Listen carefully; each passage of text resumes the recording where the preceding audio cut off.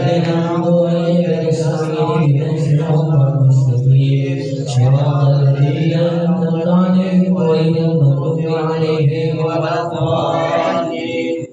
الفاتحة سيدنا وحبيبنا وبركاتنا صحيح رضيك بالأنفاس وحبيب مالك يا رحمة الله سبحانه وتعالى يا بالبراس ثم إلى الروح عبد الرحمن يا بالغطاس ثم إلى الروح عبد المسلم بن الغطاس وإخوانه ثم إلى الروح عبد الرصاد يا بالرحمن الغطاس ثم إلى الروح عبد مالك بن حسن الغطاس ثم إلى الروح عبد محمد بن حسن الغطاس وأصولهم وفروعهم ونبيك عليهم أجمعين. الله يغفر لهم ويرحمهم ويريد رجالهم بالجنة ويدفعون بأسرارهم وأموالهم وعلومهم في الدين والدنيا والآخرة. الفاتحة.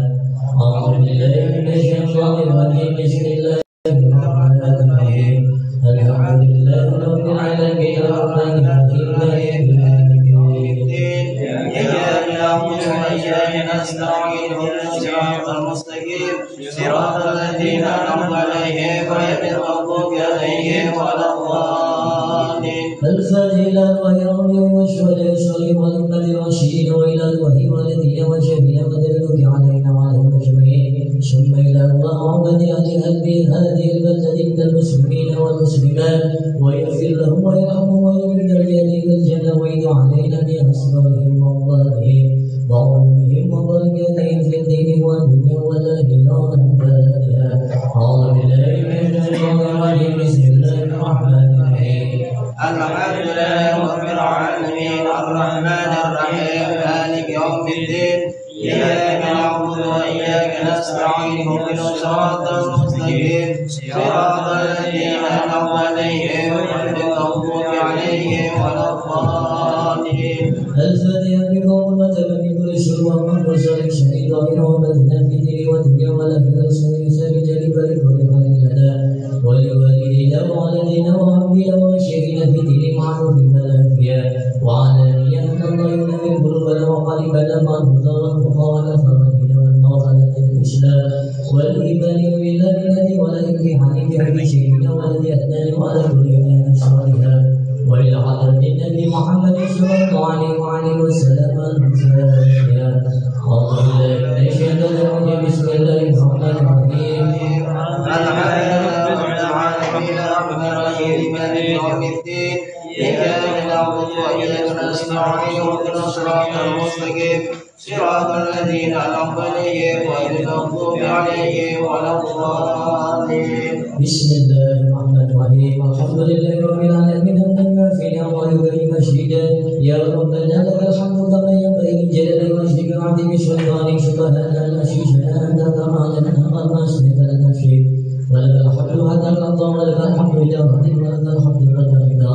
اللهم صل وسلم على سيدنا محمد في الأولين وصل وسلم على سيدنا محمد في الآخرين وصل وسلم على سيدنا محمد في كل وقت وحين وصل وسلم على سيدنا محمد في الملأ الأعلى إلى يوم الدين وصل وسلم على سيدنا محمد حتى ترث اللهم عليها وأنت خير الوارثين.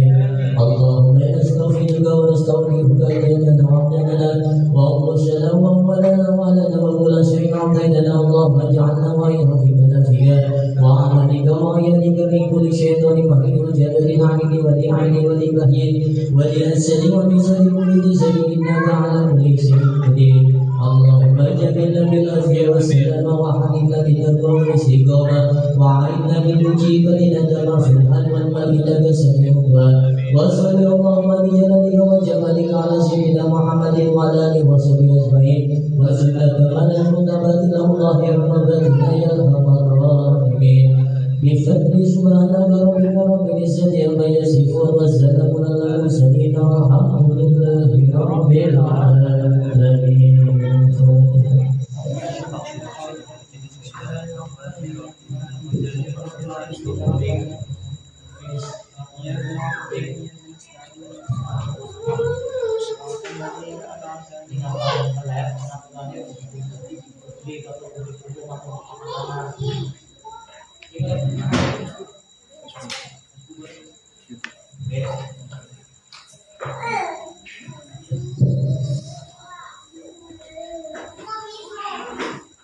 Bismillahirrahmanirrahim. Bismillahirrahmanirrahim. Nawaitu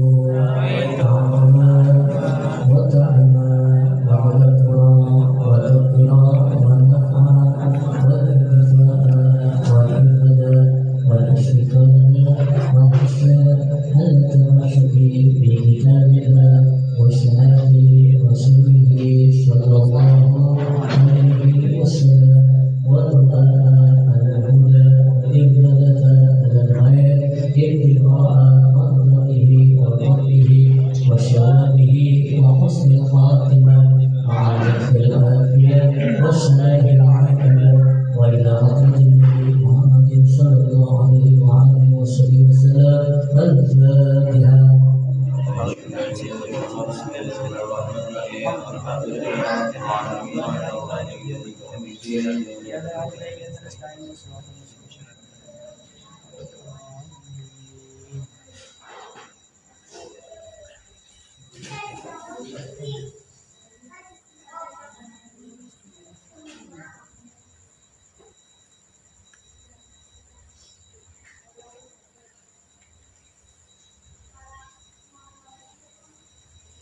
Bismillahirrahmanirrahim. Assalamualaikum warahmatullahi wabarakatuh.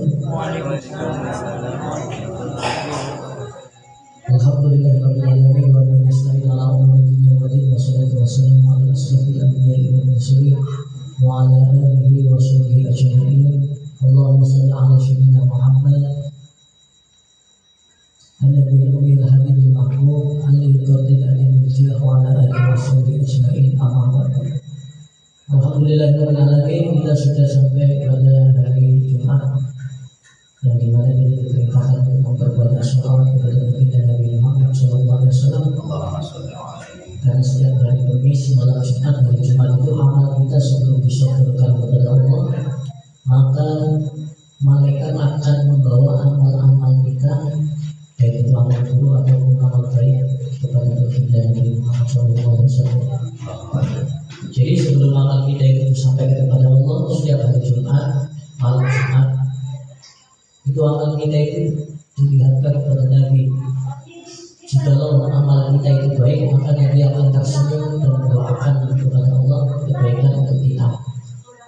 Dan jikalau amal yang disodorkan malaikat kepada Nabi tentang amal umatnya itu buruk, maka baginda Nabi menangis dan memintakan ampun kepada Allah untuk orang yang beramal buruk dari hari Senin, ya, satu minggu itu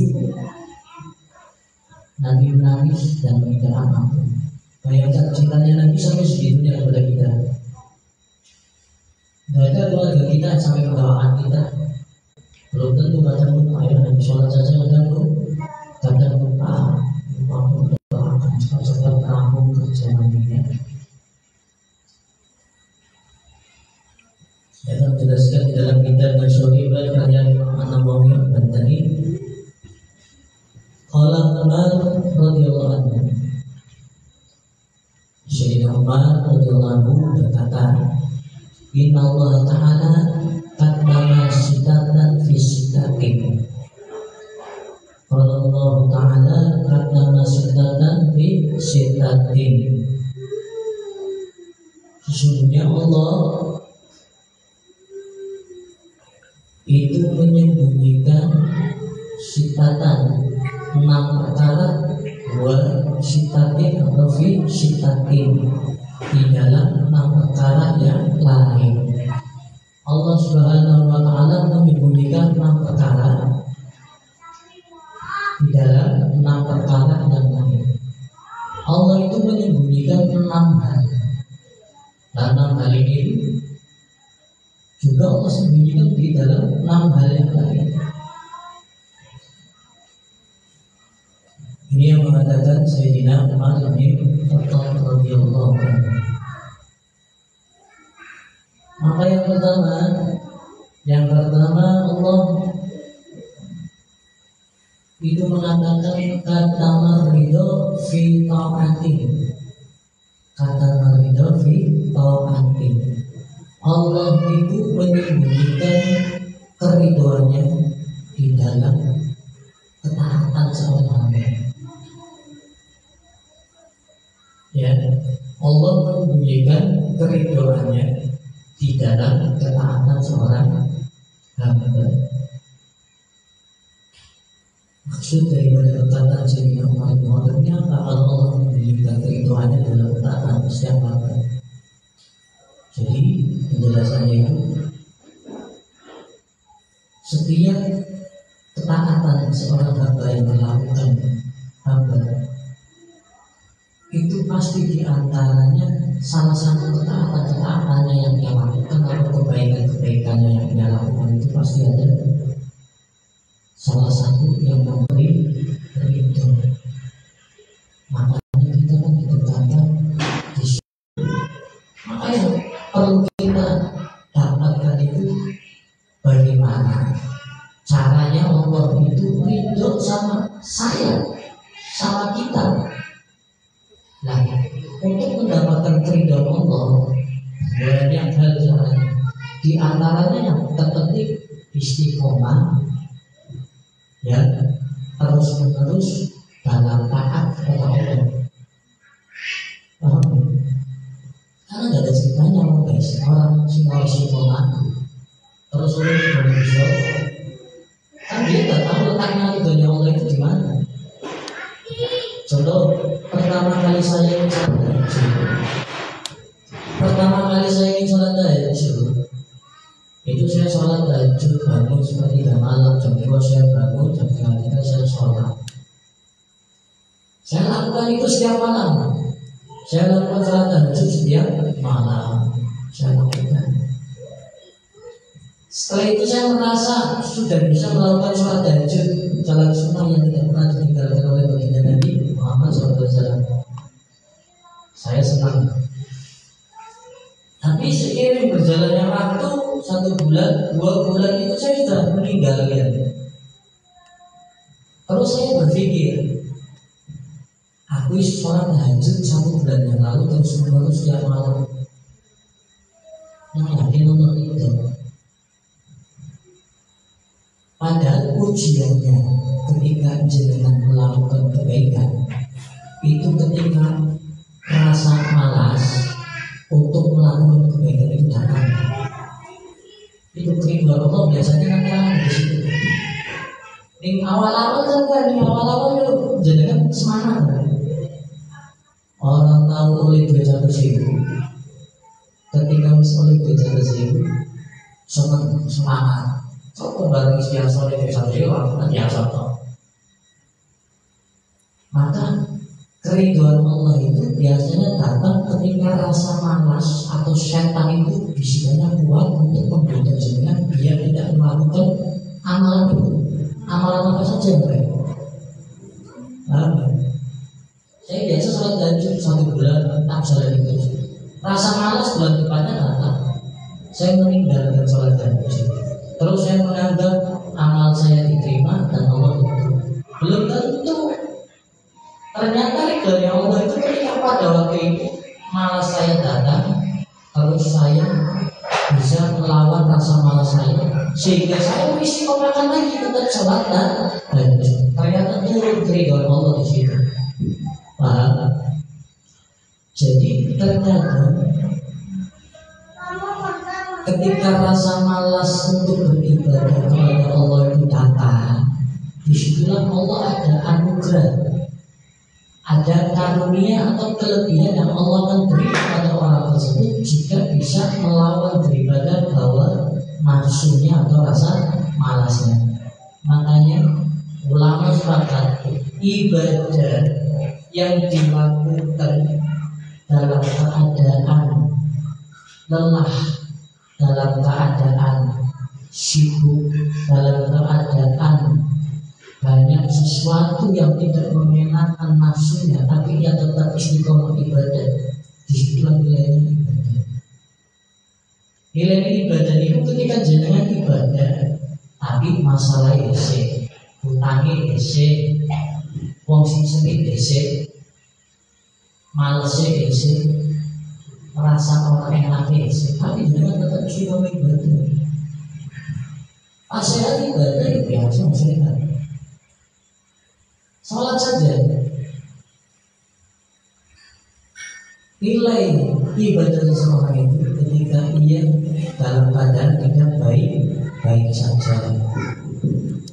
Oleh ketika sholat dalam keadaan sehat, semangat Allah, sholat sunnah kau beriai dilakukan subuh tepat waktu, ya subuh tepat waktu, orang sampai kau kontrol. Tapi ketika itu apa? Datang waktu oleh badannya gak enak, utami orang duit tidak sih rumah kancani pun jadi mikir. Ibadah istiqomah oleh dalam hal sholat subuh masih sama nggak dengan ketika oleh baik-baik saja? Disebutlah tepat waktu sholat subuh orang pondok kopiah itu tetap dilakukan. Jika masih sama ibadahnya, waktunya, ya, dan segala sesuatunya tanpa dikurangi sedikit pun masih sama dengan keadaan mulai ketika sholat itu dalam keadaan baik-baik saja, maka nilai sholatnya boleh ini derajatnya lebih tinggi daripada ketika ia sholat dalam keadaan sehat atau baik-baik saja. Niku wong istiqomah, niku wong sing duwe kemuliaan. Nah, dengan kita menjalankan hal seperti itu, maka disitulah keridhaan Allah bisa turun. Allah melihat ini orang ketika nggak punya utang, uangnya banyak, sehat, keluarga saudara orang lain cinta sama dia tetap taat di jalan itu. Terus ketika aku memuji dia, utangnya numpuk, masalahnya banyak, orang yang muji banyak, orang yang menghina banyak, badannya kurang sehat, ya, ujiannya besar, tapi dia tetap taat kepada Allah seperti taatnya dia di waktu keadaannya baik-baik saja. Maka di sini Allah itu pantas mungkin dunia. Nilai jenengan itu ketika lagi biasa tanpa masalah terus ibadah itu sampai majelis mana, baca Quran, sholawat, zikir. Tapi ketika jenengan lagi terpuruk, jenengan masih tetap sama nggak? Istiqomah itu nilai orang ini seperti ini, tetap tenang dalam ibadahnya yang istiqomah kepada Allah tidak. Kata Marido fi taatin, ridhonya Allah itu terletak pada ketaatan kepadanya. Maka jangan sampai tinggalkan satu ketaatan pun kepada Allah di dalam hidup kita, karena kita tidak tahu lewat jalan mana, amal mana, sholat mana, puasa mana, zikir mana, dari majelis yang waktu kapan Allah itu ridho. Itu sih. Dan apa efeknya ketika Allah itu? Ketika Allah itu baru dijamin selamat dunia ini, selamat akhirat ini. Bukan berarti selamat dunia ini sebelum sedih dan itu. Karena takaran orang yang selamat, orang yang bahagia dunia itu, kamu memiliki uang cukup saja, tapi hati kamu Allah hiasi dengan cahaya sehingga duitnya satu sih tetap senang. Lalu kan aku bisa terima duit satu sih. Istri jenengan juga, adik jenengan, ibu jenengan, para jenengan juga digawe terima, digawe bunga, digawe senang. Sing duit satu sing senang, keluar dari yang senang, orang lu akhirnya kudu gawe senang. Kenapa ada orang punya uang 100.000 tapi yang punya uang ridho terima takdir Gusti Allah, tapi sing liyane mumet ataupun sing trimo dadi mumet ya. Sebab apa? Keluarganya itu benar-benar hidup dengan rezeki suaminya yang 100.000, anaknya benar-benar hidup dengan rezeki suaminya yang 100.000. Lalu misalnya itu Insya Allah, kue itu Insya Allah, kue itu Insya Allah. Walaupun kue pendapatan yang sebulan sekedewe, tapi tetap tenang-tenang baik, tetap senang. Yang senangnya itu juga mereka, tapi senangnya juga di keluarganya kue. Ini keluarga yang senang masalah apa? Si lanang bayarnya sebulan sekedewe, bojone terima senang. Adine bojone seneng, anak juga seneng terima. Anak masalah apa? Hilang masalah bahasa cukup apa? Hilang masalah cukup apa tadi? Coba. Nanti kalau ada masalah dalam keluarga cukup nggak? Cukup kan? Si marai jadi bumeran, tukaran, umat, karena si wadon ibune boleh duitnya double sebagai anaknya dalam bentuk seragam mengatasi.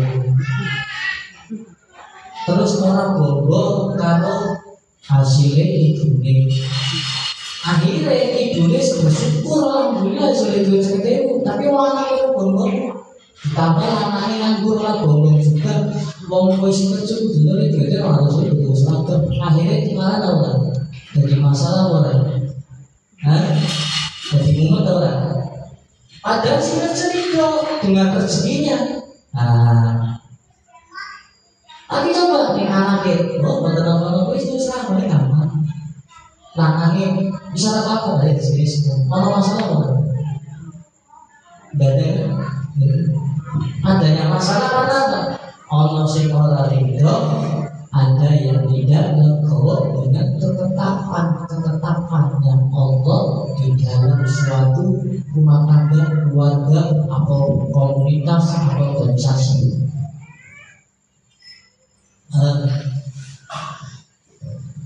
Contoh, hari ini majelis ibu semuanya setuju kecuali satu orang.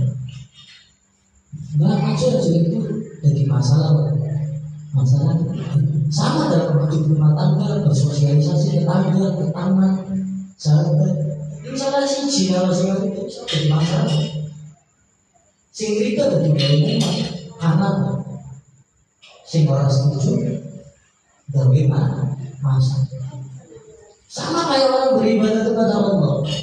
Ketika kau sudah mendapatkan keridhaan Allah, maka selamatlah dunia dan akhirat. Bahagialah dunia dan akhirat.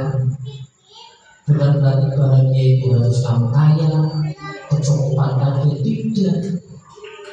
Kamu tetap kerjanya jadi, kamu tetap kerjanya di pabrik, bayarannya terus gitu kan. Tapi apa? Kamu ridho, orang tuamu ridho, adik-adik kamu ridho, bapak kamu ridho. Ketika semuanya sudah ridho dengan ketetapan Allah, maka di situ tidak ada masalah, tidak ada perdebatan, tidak ada masalah, dan tidak ada yang dipermasalahkan. Akhirnya apa? Cukup. Sudah dengan kasaran cukup apa jadi? Jadi rasa cukup, belum pernah jadi rasa cukup. Belum tentu jadi rasa cukup. Coba nih anaknya bojone tanggane keluar dari kafe, tidak jadi rasa cukup. Takut. Kayak saya ngomong kayak gini. Jenengan orang tua kan gue jual lebih beras. Terus berasnya dimasak. Jangan cukup nyata kecil itu berasnya makan segera, kamu juga boleh. Tapi anaknya orang bilang, jadi masalah. Jangan mulai ridho dengan ketetapan Allah dari beras sih dipangan akhirnya mengeluarkan mulai. Karena apa? Si gimana dapat anaknya bilang dari anak lalu. Anak jenengan dari anak lalu. Ditambah mungkin jenengan ditambah kalau anaknya si makan iji dalam lawangan. Akhirnya sampai itu, sampai terima ketetapan Allah, takdir Allah pada hari itu hanya ada beras yang dimakan, hanya ada nasi yang dimakan, tidak ada lauk. Tiba-tiba jadi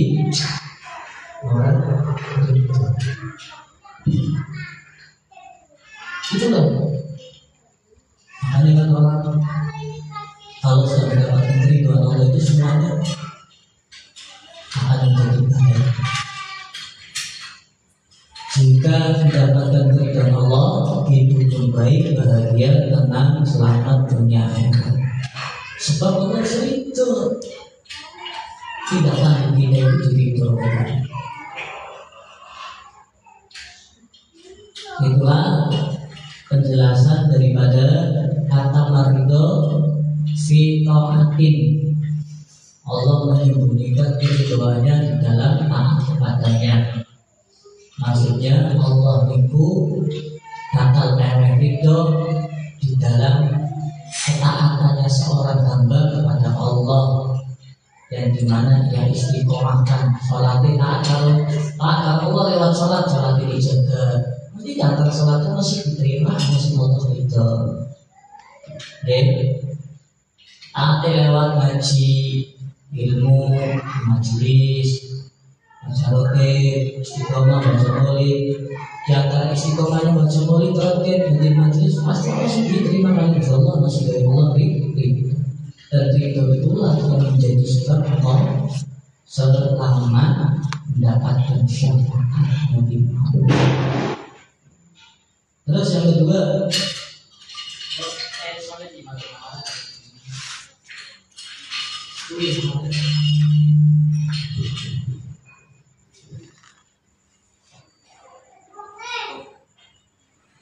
ya, yang kedua, Allah menyembunyikan 6 perkara karena maksudnya yang bersifat itu. Yang kedua, Allah menyembunyikan 6 perkara di dalam 6 perkara yang lain. Misalnya, wal katama khulba fi maksiatin. Ini yang bahaya ini yang sering kita lakukan terkadang dalam hidup kita. Wa kataman khotoba fi maksiatin. Allah itu menyembunyikan wal ghadab itu marah, kemurkaan, murka. Ghadab itu marah, murka. Wa kataman khotoba fi maksiatin. Allah menyembunyikan murkanya, marahnya, bencinya di dalam maksiatnya seorang hamba. Kan kita sering dengar kalau kita maksiat, istighfar kecil, maksiat kecil kita, dosa kecil kita diampuni. Kalau kita melakukan maksiat besar, dosa besar kita ninggalkan sholat kan dosa besar. Kita tobat nasional, menyesal diampuni. Tapi kalau kita selalu kembali dalam maksiat, kecil atau besar, kembali maksiat lagi, hati-hati. Lewat maksiat mau yang mendatangkan kemurkaan, kebencian, kemarahan Allah. Nah, setiap dampak yang Allah beri itu pasti ada efeknya. Niki Allah ridho maring hamba yo mesti ono efeke gitu. Efeke jenengan diridho ya Pak. Tadi selamat, bahagia, tenang, urip dunia lan akhirat. Keluarga jenengan tenang. Terus yes, ya. Lah kalau jenengan mendapatkan al-ghadab wal ghadab, kemarahan, kemurkaannya Allah. Efeknya apa? Wah, ngeri kan? Aku dapat kemarahan dari ibu saja bagaimana efeknya? Muklis karo adik. Nah, muklis karo adik ya. Lakukan kesalahan. Terus apa? Ibu ini cekel, foto, dahar. Kalau kalau khotob dia dalam percakapan itu ya bukan khotob. Khotob itu bahasa dalam kitab. Tadi kalau marah itu omongan anak jahat, anak jahat, anak khawas. Khawas itu berarti marah, cengkel atau rewel. Tapi kalau dalam bahasa kita betul bahasanya, makanya kalau jangan ngomong atau anak bodoh tangan tuh, lo diguyu nih ngomong sih tidak ngerti, sih tidak ngerti gue ngomong sih ngerti bahasa Arab lo jangan gitu. Karena kalau percakapan biasa pakainya bukan bahasa kita, pakainya bahasa keseharian. Muklis sama Ale melakukan kesalahan sehingga ibunya marah. Yang tadinya setiap pagi dimasakin nasi goreng, Muklis sama Ale dimasakin batu lalu malah ngaturin pangan karena cuma dicengkel dikongkol belum Muklis malah lagi baiknya berisima cuci bajunya itu nggak mau. Yang bangun itu biasa di meja aja nasi goreng, rica-rica. Tapi ketika bangun itu adanya batu. Apa malah nasi gorengnya mana? Cuma cengkel kalau gue, cuma sunah masak gue orang Muklis. Itu kanan waktu itu. Itu efek karena ibunya mana? Ketika manusia marah saja pasti ada tindakan. Bisa lewat ucapan ya, gini lah, jengkel kan itu, apa gini itu. Ataupun kalau enggak dimarahin biasanya lewat tindakan perbuatan. Biasanya jatah uang 10.000, 20.000 ini enggak jatah uang. Nah, jadi setiap perbuatan itu pasti ada efeknya. Sama ketika Allah Subhanahu Wa Taala itu bukan hanya kehidupan di dunia, tapi juga di akhirat jika merasa marahnya Allah itu belum dicabut dari diri seorang hamba. Waktu al-ghadaba fil maksiat, sebab karena maksiat kita lah. Malaikat pencatat amal itu catat dosa. Karena apa? Fitnah. Karena apa? Iri. Karena Allah tinggalkan sholat, lakukan maksiat, tapi Allah tetap bangunkan. Tapi keburukan itu, maksiat itu kamu lakukan terus sehingga Allah itu cengkel, turunlah ghadab kemurkaan. Makanya hati-hati kalau kamu sudah merasa maksiat itu, kesalahan itu, keburukan itu terulang terus, kamu harus berpikir, ya Allah, jangan sampai maksiat itu terulang ini. Allah marah, murka. Allah kalau murka, rezeki ini seret, hati ini gelisah, mau tenang, urut ya. Terus hidup kamu ini kalau berantakan, malah Allah jangan jaga.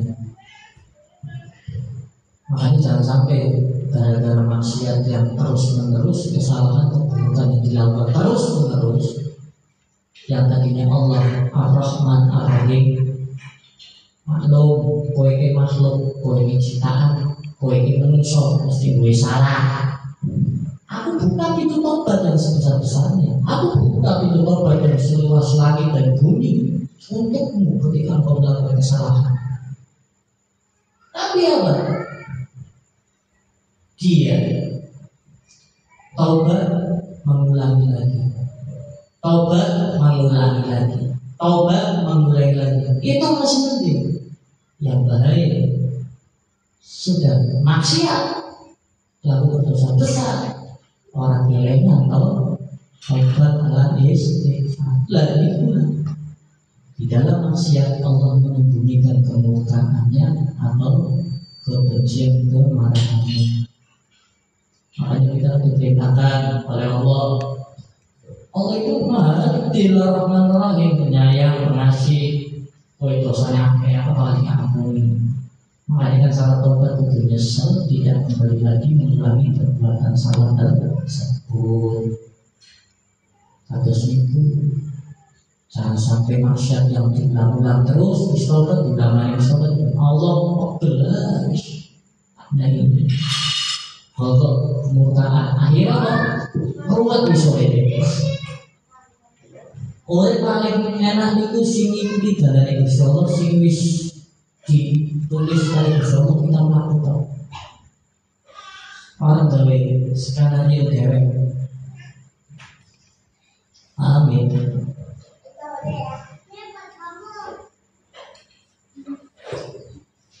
Itulah makna dari kata al-ghadaba fil maksiat. Allah menyembunyikan kemarahannya di dalam maksiatnya seorang hamba. Wong maksiat itu ya wajar, manusia duwe salah, duwe khilaf, duwe dosa, pasti ya duwe maksiat dhewe-dhewe. Tapi sing ora wajar, sing maksiat lalen tobat, maksiat lalen dalem ngapura. Terus sing ora imani maksiat, benar-benar orang itu bertobat karena Allah atas segala dosa-dosa yang besar di masa lalu atau masa kini, maka niscaya kesungguhannya itu akan menghalangi dia dari melakukan kemaksiatan yang pernah dia lakukan. Ini benar-benar ya. Contoh dari rumah mau ke majelis, terus di depan majelisannya itu jalan ada lubang, motor itu kalau lewat situ keras pasti akan jatuh. Kalau kamu sungguh-sungguh orang datang ke majelis, kamu akan melihat jalan yang aman, jalan yang aman menuju majelis. Gak akan kamu sudah jatuh diulangi lagi, lubang itu dilewati lagi, jatuh lagi. Terus kamu yakinnya orang apa semasa yakin semasa orang anjutan jalan ke majelis ada lubang, kamu lewat satu kali pernah jatuh, terus lewat dua kali dilewati lagi jatuh lagi, tiga kali dilewati lagi jatuh lagi, cuma ada lubang. Tapi kalau sungguh-sungguh benar kamu mau ke majelis ingin selamat, ia akan menghindari lubang itu, mencari jalan yang aman. Seperti orang yang benar-benar tobat. Wong sing benar-benar tobat itu bakal nyesel, bakal menghindari apapun yang menyebabkan dia akan kembali kepada dosa yang sama. Contohnya seni judul, main judul, yang main judul itu lagi rame-rame soal. Berarti gara-gara rame-rame ini kalau kancang sebabnya dia main judul, apa ketinggalan dengan kancang itu, kancang-kancang itu kalau ketinggalan. Karena ini semua bagian bersyukur. Saya tidak ingin mengulangi dosa yang sama bermain slot. Kenapa bisa main slot? Iya, kalau ngumpul sama teman-teman saya pada main slot judul semua, judulnya semua. Aku ikut-ikutan awalnya, akhirnya terbiasa. Kalau kamu tobat ya Allah, tobat aku nyesel, aku tidak akan kembali kepada dosa yang sama. Maka kamu akan meninggalkan itu teman-temannya dulu itu, yang sama-sama suka main slot atau judul. Ketika itu nanti kamu akan terhindar daripada dosa yang sama. Tapi kalau kamu sudah tobat, kancangannya jika ngomong sih orang slot, kamu tahu ayahnya gimana? Orang ada yang tobat di neraka, tidak peluru, barang kelima, gue kayaknya oleh duit ya, oleh Yesus ya, oleh apa? Yesus, Zeus, oleh Zeus itu ya, kalau juta pasang semula itu kan kayaknya kayak apa tuh ya, bos tertarik. Karena apa? Kamu tidak menghindari jalannya setan, itu tetap jalannya setan tetap kamu lewati. Ya wis tetap bakal kembali pada dosa yang sama. Kayak Miki, apa mari majelis sama dalan sebolong mana? Kowe pernah tipu dalan bolong kowe mau? Tapi kowe tetap dilewati kowe dalan bolong mau.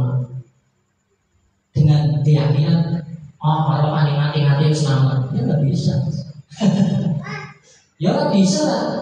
Mari majelis sama dalan sebolong pernah tipu, terus dalan sebolongmu dilewati lagi dengan yakin orang apa asal ini aku selamat. Wis taubat ya di maksiat. Istobat tadi rasa-rasa. Tapi jebule kan urusan rasa-rasa. Dengan dalil yakin, kita yakin yang istobat itu kan baru. Cuma ngomong aku apa kalau kasih ngomong ini. Tapi jebule segala ngomong ini. Akhirnya apa? Akan kembali kepada dosa yang sama. Ternyata sih dirasani wong sing derek seneng. Nah ini tobat, ini harus juga menjalankan tahapan. Wong tobat tinggal dosa sing sering dilakukan. Itu juga menjalani tahapan-tahapan dia menghindari jalan-jalan setan untuk masuk ke dalam dosa tersebut. Maksudnya gimana? Kalau kamu, contohnya nih, kamu suka ninggalin sholat subuh, dosa besar, hukumnya wajib ditinggalkan. Dosa gede. Sholat subuh itu terulang terus, kotor mati, orang sholat mati, dosa besarnya numpuk, otomatis bisa tahu, tapi tetap orang sholat subuh terus. Numpuk kalau dosa ini. Terus ketika tobat, ya Allah, tobat. Aku salah, aku sholat subuh sebelum kalian. Yang orang sholat subuh biar kalian. Aku sholat subuh, aku sholat subuh jam sana, kotor yo wis kalian demi. Ini yang tobat yang bikin sholat subuh masih sampai akhir waktu, masih sampai akhir waktunya. Tolonglah ya Allah, hidayah aku ya Allah. Tolong hidayah aku, biar aku sholat subuhnya itu tepat waktu ya Allah. Please ya, it's okay. Terjun, lesson. Almah di rendang boleh. Boleh bicara, tunggu. Ini jam 12.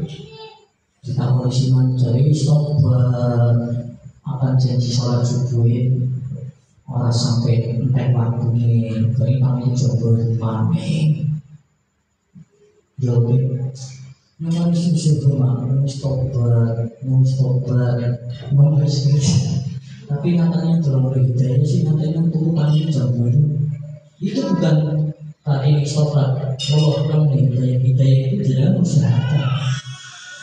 Sering ada yang ada dalam segala hal ya, sering kan?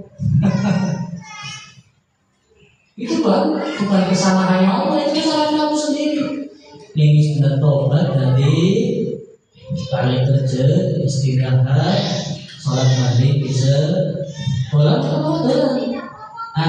Isfatu itu jam 10 pertama di sana turun, jam 10 dulu, pasang alarm, pasang alarm.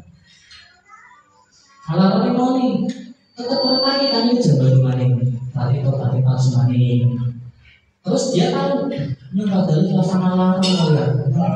Kalau cuma hidayah, istighfar tapi cuma hidayah sehingga sholatnya maning jam baru esok sholat subuh.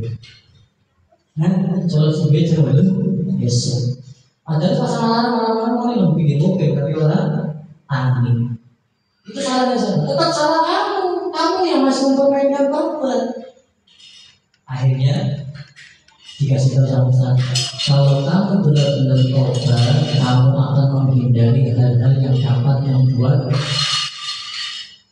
kamu kembali pada dosa yang sama yang kamu tobati. Maksudnya, gue ingin tetap sholat subuh, wis tobat dan bisa sholat subuh. Gue boleh angel, di alam bisa, tapi gue jalan turun dong, simpul karena akan ngomong seandainya orang batu di jangan sambil itu juga oleh angin tujuh dilarang rancangi kembali itu tenangan karena yang ingin sholat subuh aja sampai akhir waktu gue benar-benar arani wong wong ingin berubah dan sholat subuh tepat waktu. Karena orang mungkin lah, dilarang, tidur, akhirnya itu kali mati, butuh wong guru, karena wong mati kali, butuh guru ya bu. Wis dilarang, wis kudu rajane balik wis tuwe. Kalau mati belum tunggu, jadi tidak baik. Jadi wong tobat niku kados niku. Tobati kadung riba, tobat kadung rasa-rasa, istighfar. Langsung kita ngobrol. Nanti memang kerjaan. Aja malah terus lakukan. Akhirnya mau lagi keluar, udah bilang lah, ngomong apa sih? Padahal orang itu mengaku. Ya benar.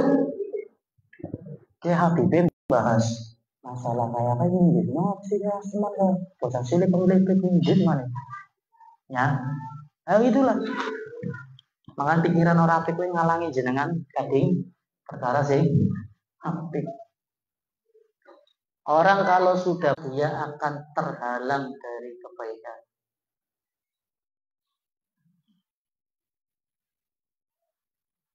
Jadi seperti itu.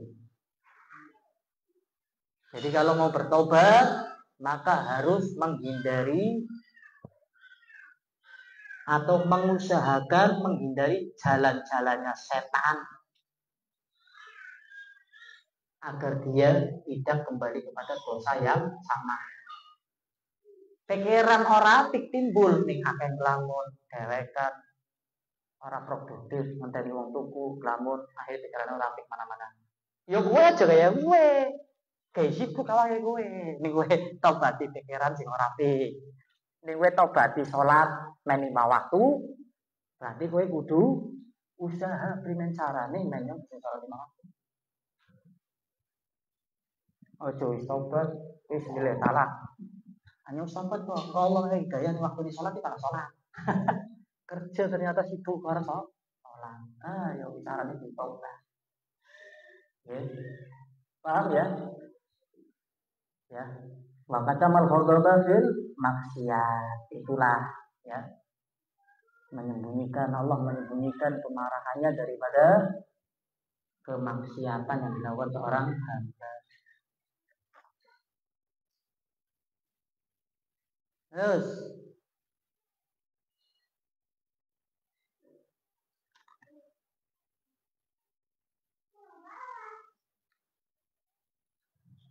yang ketiga, wa katama lailatul qadri fi syahri Ramadan. Wa katama lailatul qadri fi syahri Ramadan. Allah menyembunyikan malam Lailatul Qadar di bulan Ramadan. Allah menyembunyikan malam Lailatul Qadar di bulan Ramadan. Itu hebatnya Allah. Tidak ada yang tahu kapan malam Lailatul Qadar. Tapi apa? Allah kasih ciri-ciri, Allah kasih clue. Ya, makanya di malam ganjil dari malam 19, dua malam 21, malam 23, malam 25, malam 27, malam 29 itu berpeluang besar. Disitulah malam Lailatul Qadar. Ulama meriwayatkan dari Aisyah, dari Nabi Muhammad, Imam Ghazali ngomong, ya, di malam-malam itu kita diperintahkan untuk semakin taat, semakin banyak ibadah di malam-malam dan ganjil. Karena disitulah Allah menyembunyikan daripada malam Lailatul Qadar di bulan Ramadan. Tapi makna yang dikatakan Umar bin Khattab bahwasanya ketika wakatama Lailatul Qadri fi syahri Ramadan, Allah menyembunyikan malam Lailatul Qadar di bulan Ramadan itu bukan hanya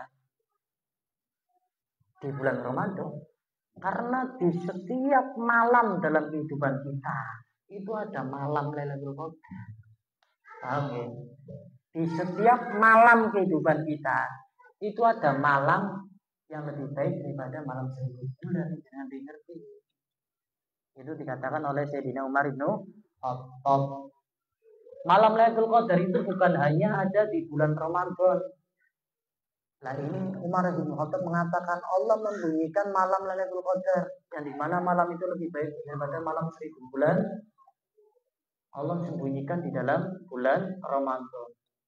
Itu bertujuan agar hamba umat Nabi itu bukan hanya mencari malam Lailatul Qadar di bulan Ramadan, di malam-malam ganjil bulan Ramadan, tapi di luar bulan Ramadan pun tujuan daripada kalimat ini, ayat ini, di luar bulan Ramadan pun ternyata ada malam yang lebih baik daripada malam 1000 bulan.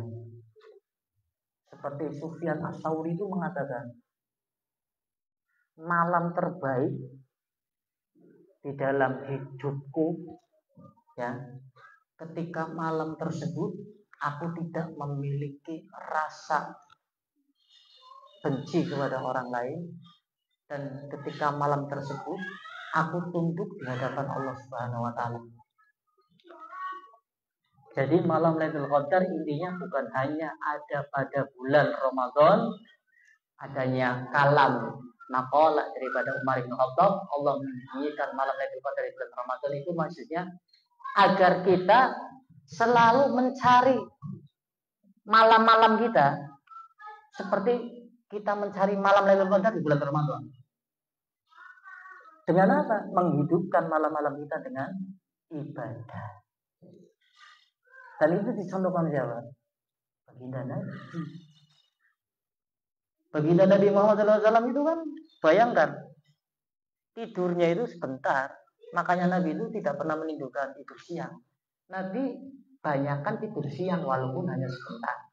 Tidur malamnya Nabi kasih, tapi engkau tangi begini, ibadah sholat tahajud sampai menjelang subuh. Ditutup dengan witir, Nabi sholat subuh. Terus seperti itu.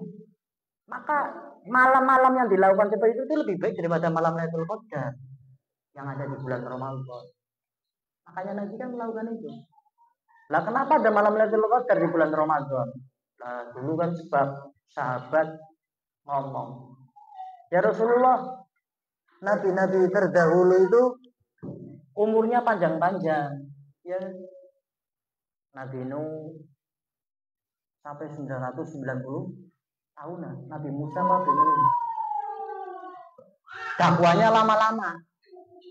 Pengikutnya Nabi Nuh juga ibadah sebenarnya.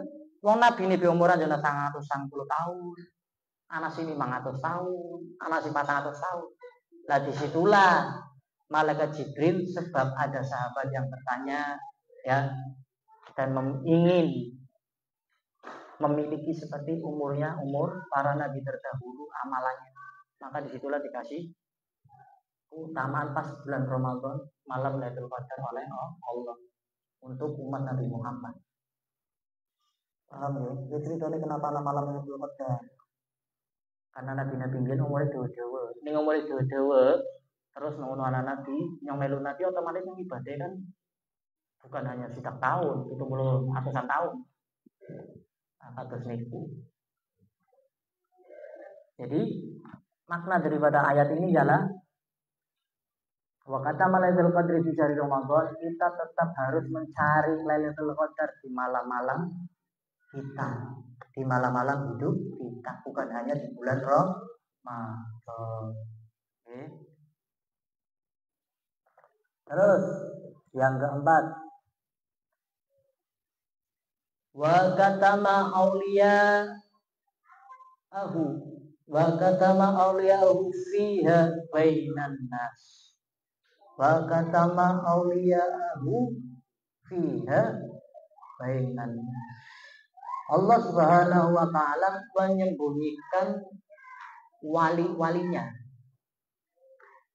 di antara banyaknya manusia. Maksudnya gimana?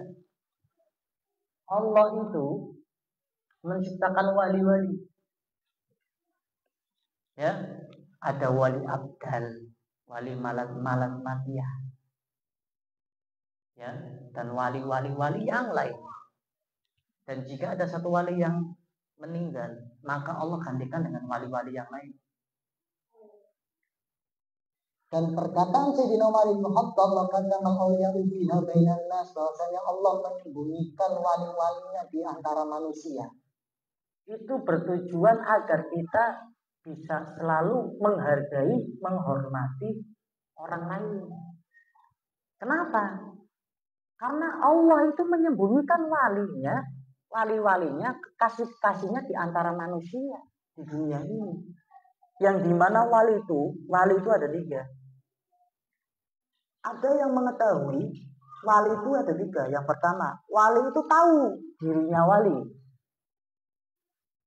Contohnya Khalid, Agungnya ngerti Agungnya wali. Dan orang lain pun tahu kalau Agung itu wali. Itu wali yang pertama. Wali yang pertama, wali itu tahu dirinya wali, dan orang lain pun tahu kalau dia wali. Wali yang kedua, wali itu nggak tahu kalau dirinya wali. Agung orang ngerti, Agung tidak tahu kalau bahwa Agung itu walinya Allah. Tapi yang tahu orang lain, dia walinya Allah. Ya, paham ya? Paham betul? Wali itu ada 3. Yang pertama, wali itu tahu kalau dirinya itu wali, saya itu wali. Dan orang lain tahu bahwa dia itu wali. Yang kedua, wali itu nggak tahu kalau dirinya wali. Dan orang lain tahu, yang tahu orang lain. Tapi dia nggak tahu kalau dirinya wali, tapi orang lain tahu. Oh, saya wali. Tapi tahunya dari orang kerjanya wali. Dan yang ketiga, wali itu tidak tahu dirinya wali, dan orang lain tidak tahu kalau dia wali. Nah, ini yang bahaya nih. Iya sing medeni. Wali mau orang ngerti dheweke wali. Terus wong liya juga orang ngerti bahwa wong gue wali. Nah, itu bisa pada di sekitar kita. Bisa wae ternyata Ibu Mas ini wali. Yo men. Orang ngerti. Bisa wae alif wali. Bisa wae alif wali. Bisa wae tukang cendol nang pasar wali. Ayo. Ya kan? Bisa baik. Ya kan? Bisa baik bisa wali. Karena orang ngerti.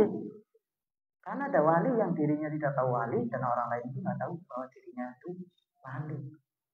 Makanya Sayyidina Umar bin Khattab mengatakan, wa kata ma'auliyahu fiha bainan nas. Allah menyembunyikan para walinya di antara manusia. Nah, Indonesia itu banyak wali. Indonesia itu banyak wali. Bisa jadi jenengan wali, nyong wali, wong kencer kayak wali, pedagang kayak wali, keluarga kayak asing wali, ataupun yang lainnya. Karena apa? Ini Allah yang mengatakan sendiri, aku menyembunyikan wali-waliku di antara manusia. Ya, maka kita di sini ditekankan makna daripada kalimat ayat ini, kita ditekankan ya, wa kata ma'uliyahu fiha bainan nas. Allah menyembunyikan para walinya di antara manusia. Kita ditekankan agar selalu menghormati, menjaga perasaan, unggah-ungguh adab akhlak kali siapapun tiangnya. Kita menjaga perasaannya, hormati, unggah-ungguh, berakhlak dan beradab kepada siapapun orangnya itu. Karena siapa ngerti kayak wali sih? Sesuai dengan Allah katakan, wa qada ma'uliyahu fiha bainan nas. Allah menyembunyikan wali-walinya di antara manusia. Iya nih wali gue dikenal mending yang ngati-ngati ya. Oke, wali.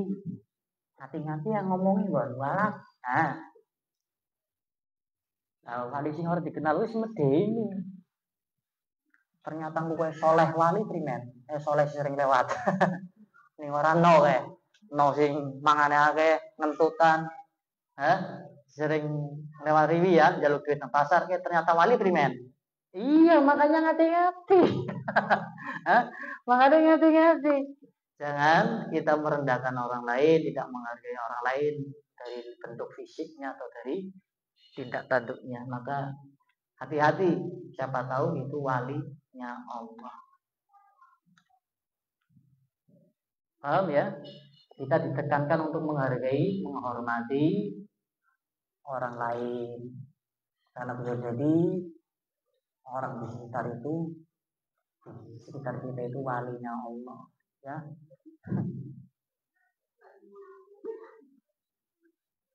Hati-hati.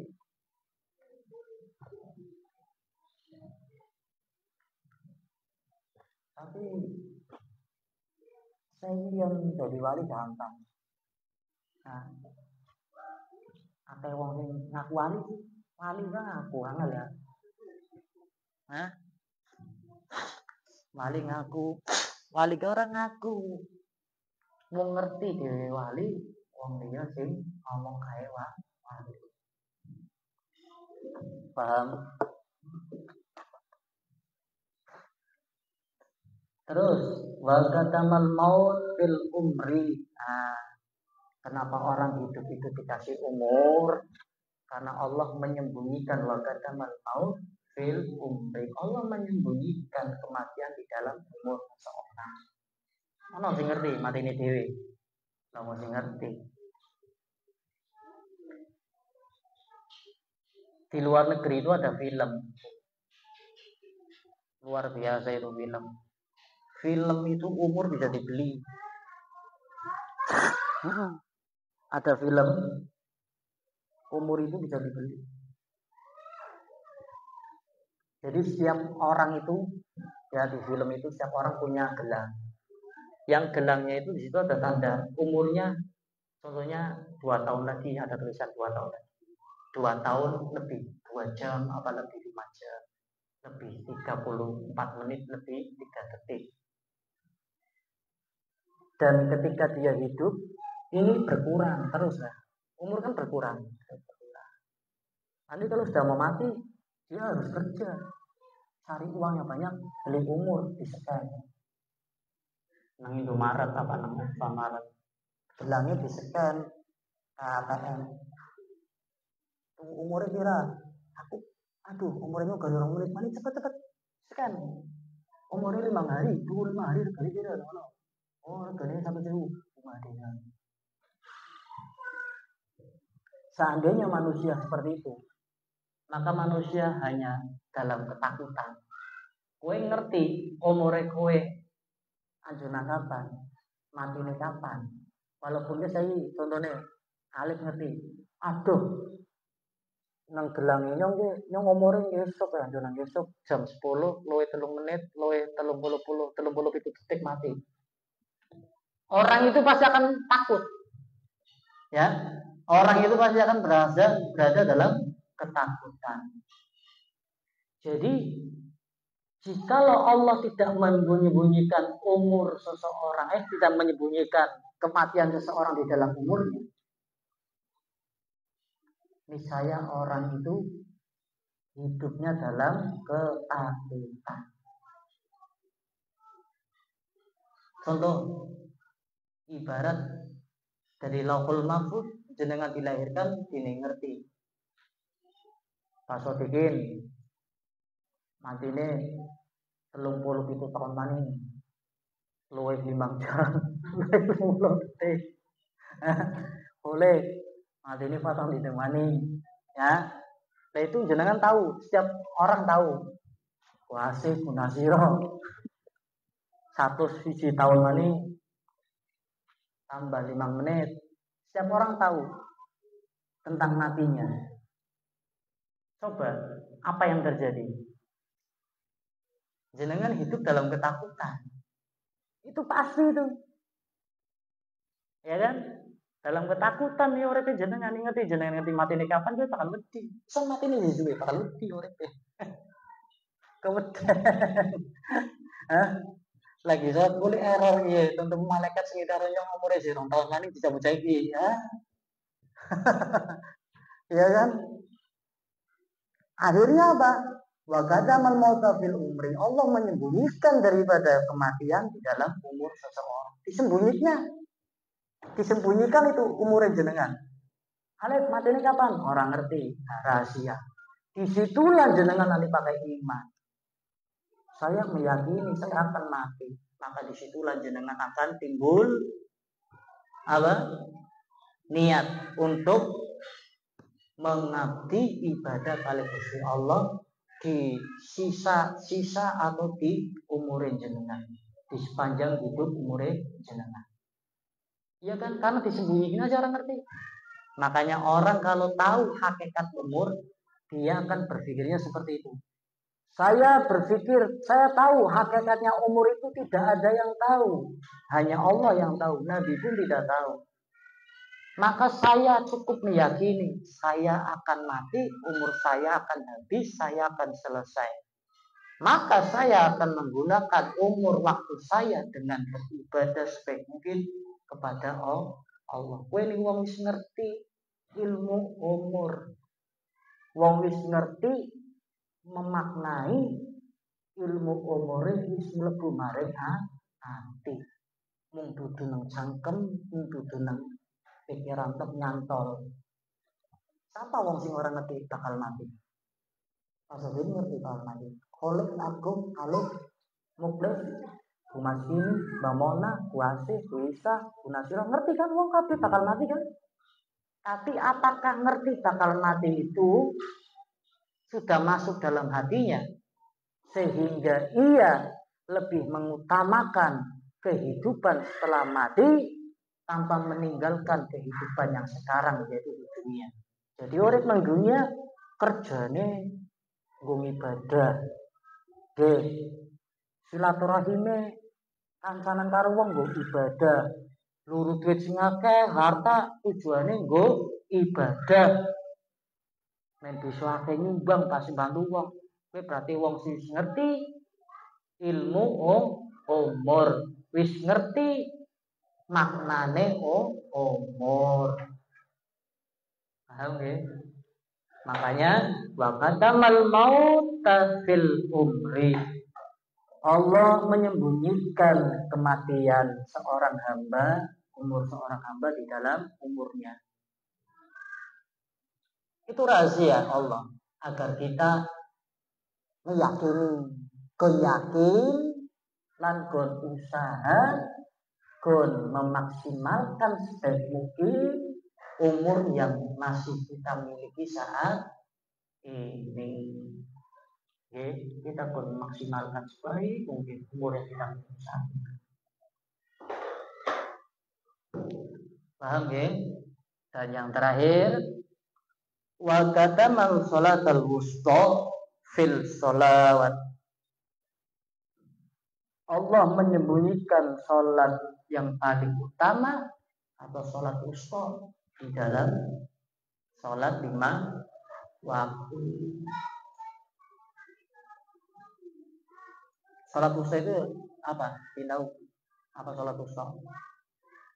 Sholat yang pasti diterima oleh Allah Subhanahu wa taala di dalam sholat 5 waktu. Maka dalam ayat ini kalau kata masalah dan wusta fil sholawat ditekankan agar kita giat mengerjakan sholat terlebih sholat 5 waktu.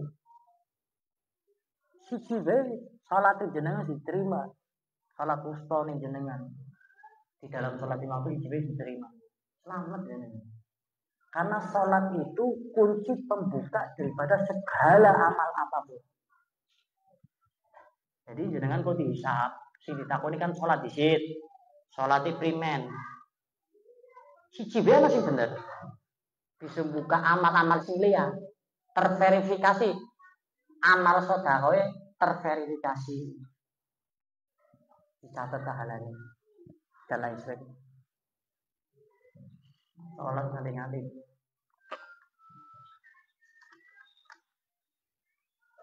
Ya. Jadi tadi yang keempat tadi kan Allah menyembunyikan kematian dalam umur. Itu tujuannya tadi utama kita mempersiapkan diri sebelum mati. Yakin mati itu pasti datang, makanya kita siap-siap seperti orang mau berangkat kerja, kudu duwe persiapan. Wa katama sholatal wusta fi sholawat. Di dalam sholat wusta itu Allah menyembunyikan sholat yang paling utama dalam sholat 5 waktu. Mesti ada salah satu sholat sing Allah itu benar-benar ridho mandeng sholat itu. Makanya kan kita ada step by step, tahapan-tahapan agar kita itu bisa khusyuk, agar itu sholatnya kita sempurna, ibadah kita sempurna dalam hal sholat di mata Allah. Dari kita wudhu, bukan hanya yang wajib saja kita lakukan ya. Seperti apa? Membasuh. Yang wajib wudhu apa? Basuh muka, basuh tangan, basuh kaki, basuh kepala, basuh telinga. Terus apalagi yang wajib dalam wudhu?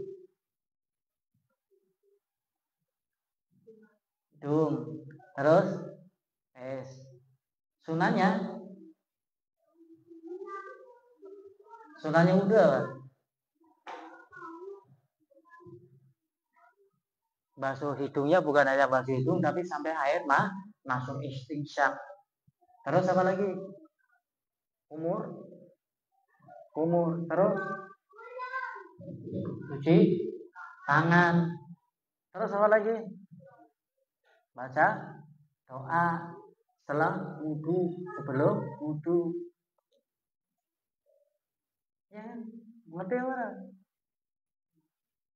Terus ketika basuh kaki, sunahnya apa? Sela-sela jari sampai kena.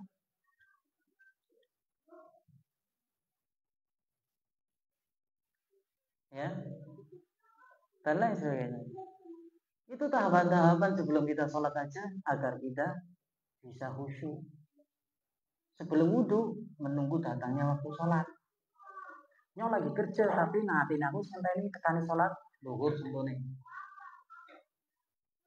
Tiba-tiba ada, nah karena aku sampai ini kan otomatis bertugas. Istiqah Allahu Akbar, langsung wudhu. Kini wong pengen khusyuk ya, itu harus tahapan-tahapan. Orang tentang sholat yang pengen khusyuk angel. Seterusnya sholat itu sampai sholat. Mau nyowi sholat isya, nyolai. Aku ngenteni sholat subuh. Terus tak niati ngenteni sholat subuh. Langsung nih setelah sholat subuh, banyu wudhu. Ini sempurna. Wajibnya sunai di langsung. Nah ketika itu dijalankan, maka ada satu sholat, ada sholat wusta yang pasti kita diterima oleh Allah dan Allah ridho dengan sholat kita. As-sholatu imaduddin, makanya sholat itu tiang agama. Karena Allah ridho dengan sholat kita satu saja. Bisa jadi pedoman agama ini, dasar agama ini. Ya, as-sholatu imaduddin. Sholat itu tiangnya agama. Sholat dewek mari Gusti Allah siji bae sing diterima bisa jadi tiang yo. Pondasi nggo awake dhewe. Paham ya?